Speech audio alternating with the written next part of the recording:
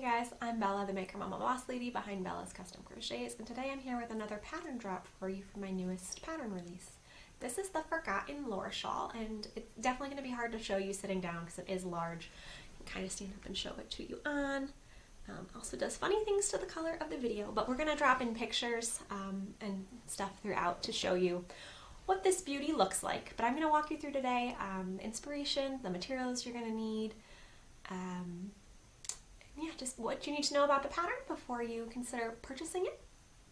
This is, just like I said, a very large shawl, but I will try and take it off and show you really quick. It's got some really interesting, first of all, it's really drapey and beautiful. It's lightweight. I'll tell you about all the yarn later, but it's got these awesome edges that remind me a lot. My husband says it looks like a bat signal, but it reminds me a lot of a dragon. And it just kind of has a really fanciful feel to it. It's nice and lightweight. I've lost the tassel. There we go. All right, so I'm just going to wear it for the rest of the time, and we'll show you lots of pictures. So the Forgotten Lore Shawl, the name, first of all, kind of befuddled some people. Apparently it's also a Dungeons and Dragons reference, I think. There's some card or something. I'm not into D&D. But the inspiration I was drawing is from Edgar Allan Poe's The Raven. In the first stanza, he talks about how he's poring over many a quaint and curious volumes of forgotten lore before the raven shows up and, quoths nevermore and all that stuff. And I'm a big Edgar Allan Poe fan, so it just felt like an appropriate name for a kind of fanciful feeling shawl. It started as a sweater design, funnily enough. I had bought the yarn and thought I had enough of it to design a sweater, totally misread things, and there will be a sweater coming soon with a very similar motif.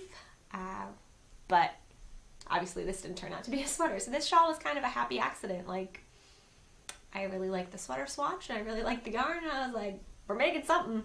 So we made the Forgotten Lore Shawl. I'm going to tell you now about what you're going to need to get you started if you're planning on making this pattern. Now this shawl is made in, this particular sample is made in Shibui Pebble. I'm hoping you can see that pretty well. Nope, not really. Shibui Pebble in the color Velvet. This is definitely a more luxury yarn. It's not something that I normally would purchase. It's got a pretty hefty price tag. It's almost $18 for 25 grams. But I got it in a huge sale. It's beautiful yarn. Really beautiful. I stand by this yarn, but I'm not saying at all this is the yarn that you need to make the shawl. But the Shibui Pebble is made up of 48% recycled silk, 36% fine merino, 16% cashmere. Fancy stuff. And it's just really like my ideal purple color. And I don't know if the different fibers are what are creating the different like marled colors or heathered or speckled or whatever you call it. But I absolutely love this yarn. It is so, so beautiful. It is listed online. It's not listed on the tag. It's listed by its gauge on the tag for knitting, which isn't particularly helpful. But online it's listed as a light fingering. But this yarn is definitely, when you look at the yarning compared to other fingering weight yarns, and also the fact that it has 224 yards per 25 grams, that's definitely more lace weight. So this is pretty much a lace weight shawl, but you can also sub in a light fingering. Testers kind of use both. And it's a shawl design as well, that if you wanted to sub in some other yarn in a different weight and maybe mess around with gauge, it's kind of just one of those make it until you like the size that it is shawls. So if it got to a certain point and you were using fingering weight and it was big enough, you can just be done. But yes, I recommend using lace weight because you're going to get that really beautiful ethereal light see-through. And a lot of the pictures that I've either put in or will be putting in, you can see that you can see me through it, and it's just really beautiful drape to it. The fiber content, though it is fancy, it's totally worth it. It's not itchy at all. I really love this yarn. Probably wouldn't purchase it again because it was mad expensive, but really, really pretty. I just love that, like, look, you can see me and the beautiful shawl. Pretty awesome. But they're, like I said, testers, we're going to put in photos of them later on, used all sorts of other yarns. Fingering weight is probably going to be fine. I wouldn't do something that leans more towards like a sport weight. You're not going to get the same see-through effect unless you mess with the gauge, like I said. But if indie dyed or like shibui is out of your price range, I totally understand. Shibui's out of my price range. There's definitely options out there for you as well. If you're interested in trying lace weight but don't want to go out and purchase hand dyed or indie dyed right now, there are definitely, I know Lion brand makes amazing lace, which is closer to fingering but very lightweight, and I think that's 100% acrylic. I could be wrong. And Shawl in a Ball is another lace weight Lion brand, and one of my testers used some other gradient lacy weight cake from another like box store yarn. So there's definitely options. You're going to see the pictures of Satina did a gradient, which looked really, really pretty. Everybody else I think used a solid one color, but you could definitely play around with either a gradient cake or mixing in, if you wanted to stripe it, like why not? Go ahead, do whatever you want. And you could definitely play around with edging or contrast tassels. The shawl as written calls for, I want to get this right, 100, no, I want to get this right as I read it incorrectly, 1,120 yards of this Shibui Pebble yarn, which I believe was 5 skeins. But that includes the tassels. And if you've never made tassels before, I'm going to make sure to walk you through. Oh, I need to trim that one a little bit. He's getting a little long there. Tassels, it's a labor of love. But it includes 3 tassels, 1 on each end and then 1 in the center point. So there's a help for if you've never made tassels before. Tassels are totally optional. Some of the testers did them and some didn't, but I think it really adds a finishing touch, and it like weighs down the shawl nicely when you're wearing it. This one's a really pretty one too, like you've seen in the pictures, again, to wear over your shoulders because you're going to get that cool dragon wing. You kind of lose it when you wear it like this, but I think it's still pretty, right? What other things do you need to know? At this point, I think we've covered most of the material stuff. It's advanced beginner if I didn't say that already.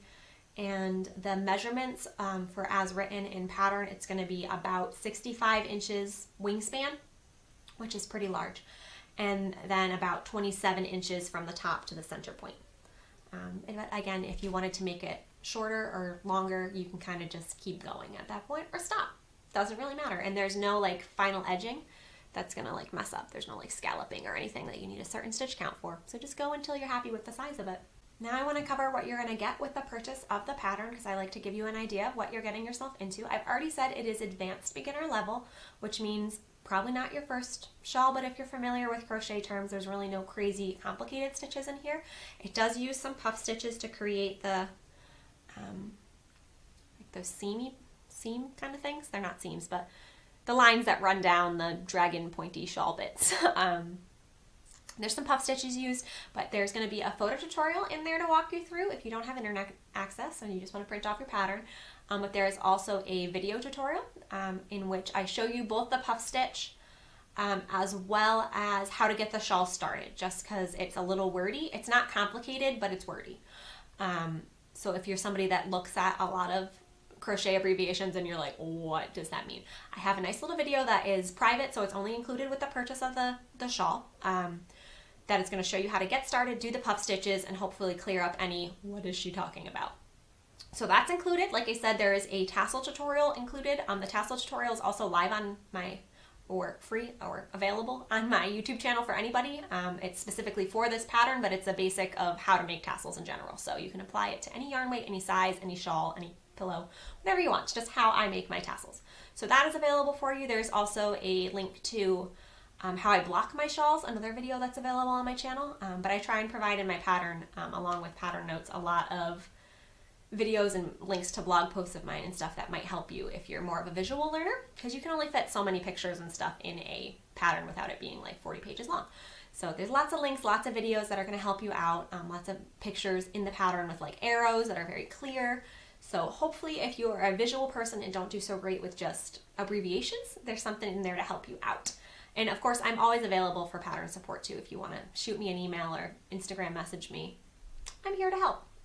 But once you get the first couple rows down, it is very repetitive. You're just doing some increases for a little bit, and then you kind of just go and go and go and go and go. Repetitive. You do kind of want to keep track of stitch count a little bit, just so you make sure that you're increasing all of your little that was a fun little hand motion. Wing bits evenly so you don't end up uneven. There is included with the pattern. The main pattern is going to have stitch counts after every couple sections, but if you're somebody that likes to know exactly how many stitches go in every single row, there is, actually maybe we can pop in a picture here because it would give you a nice visual of what I'm saying.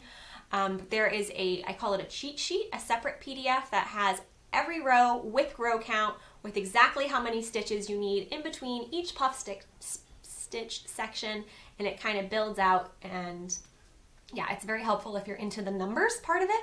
I know not everybody wants to count every single row, but sometimes maybe you want to do like 4 rows and then just double check that you're on track. So that will have the complete stitch count for the entire shawl, row by row, not just the complete row, but like how many you need in between each little, it's not really a pie, a wedge, dragon point.